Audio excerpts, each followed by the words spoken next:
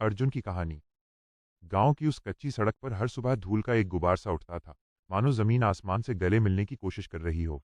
उसी धूल भरे रास्ते से रोज अर्जुन गुजरता था, कंधे पर एक पुराना घिसा हुआ बैग, पैरों में चप्पलें और आंखों में एक ऐसी झिझक जो बरसों के सन्नाटे से उपजी थी।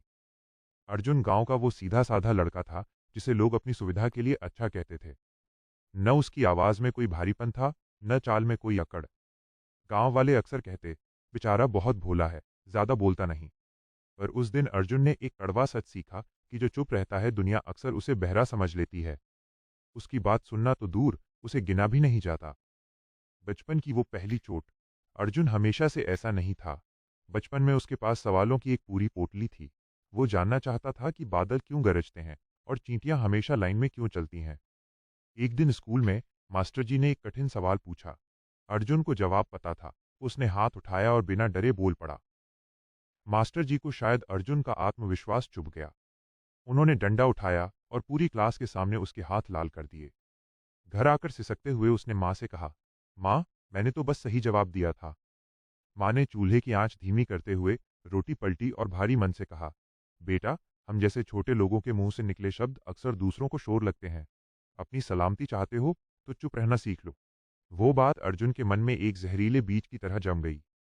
धीरे धीरे चुप्पी की जड़ें मजबूत होती गईं और सवालों का वो बच्चा कहीं खो गया। शहर का सन्नाटा। वक्त बीता। कॉलेज की पढ़ाई पूरी हुई और अर्जुन शहर की एक बड़ी कंपनी में काम करने लगा। शहर की ऊंची इमारतें और वहां के लोगों के भारी भरकम अंग्रेजी शब्द अर्जुन को और भी बौना महसूस कराते थे। ऑफिस में उसे काम का आदमी माना जाता था। वो रात रात भर जागकर फाइलें तैयार करता, चाय की जगह पानी पीकर अपनी भूख मारता। पर जब क्रेडिट लेने की बारी आती तो अर्जुन की चुप्पी उसे सबसे पीछे धकेल देती। वो मोड़, जब सबर का बांध टूटा। एक दिन ऑफिस की सबसे बड़ी मीटिंग थी। अर्जुन ने उस प्रोजेक्ट पर अपनी आत्मा झोंक दी थी।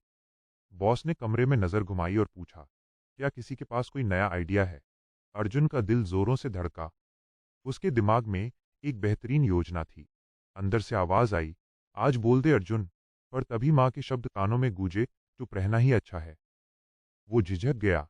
तभी उसके बगल में बैठे एक चालाक सीनियर ने वही बात जो अर्जुन ने कागज पर लिखी थी, थोड़े सजे धजे शब्दों में कह दी। पूरा हॉल तालियों से गूंज उठा। बॉस ने उसकी पीठ थपथपाई। अर्जुन की हथेलियां पसीने से भीग गईं। वो हार नहीं गया था, उसे लूट लिया गया था, उसकी अपनी खामोशी के द्वारा। खुद से आमना सामना। उस रात अर्जुन अपनी छोटी सी छत पर अकेला बैठा था। दूर गांव की यादें धुंधली हो रही थीं। उसने खुद से एक सवाल किया, मैं डरता किससे हूं?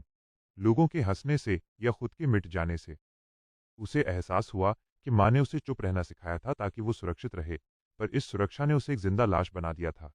उसने तय किया, अगर मेरी चुप्पी ही मेरा दुश्मन है तो आज से मैं अपनी आवाज खुद बनूंगा। बदलाव की पहली ईंट। अगले दिन मीटिंग में जब फिर से चर्चा शुरू हुई तो अर्जुन ने अपनी कांपती हुई उंगलियां मेज पर रखी और धीरे से कहा, सर, मेरा एक सुझाव है। कमरे में सन्नाटा छा गया। सब उसे ऐसे देखने लगे जैसे किसी पत्थर ने बोलना शुरू कर दिया हो। अर्जुन ने अपनी बात पूरी की। आवाज में थोड़ी लड़खड़ाहट थी, पर आंखों में सच था। जब वो रुका तो किसी ने मजाक नहीं उड़ाया, बल्कि बॉस ने गौर से देखते हुए कहा, अर्जुन, ये बहुत प्रैक्टिकल बात है। तुमने पहले क्यों नहीं बताया? उस दिन अर्जुन को समझ आया कि डर कोई पहाड़ नहीं, बल्कि सिर्फ कोहरा है जो चलने से अपने आप छट जाता है। हार और जीत का संतुलन। सफर आसान नहीं था। एक दिन एक प्रेजेंटेशन देते वक्त अर्जुन अटक गया। कुछ लोग दबे पांव हंसे भी। वो टूट कर घर लौटा। उसे लगा वापस खामोशी की गुफा में छिप जाना चाहिए। तभी उसे गांव का वो पुराना कुआं याद आया। बाल्टी को ऊपर लाने के लिए पहले उसे गहराई के अंधेरे में डालना पड़ता है। उसने खुद से कहा, अगर गिरना हिस्सा है तो उठना मेरी जिद है। एक नया सवेरा। 6 महीने बाद ऑफिस में एक नई टीम के लीडर की जरूरत थी। अर्जुन ने अपना नाम आगे कर दिया। लोग हैरान थे।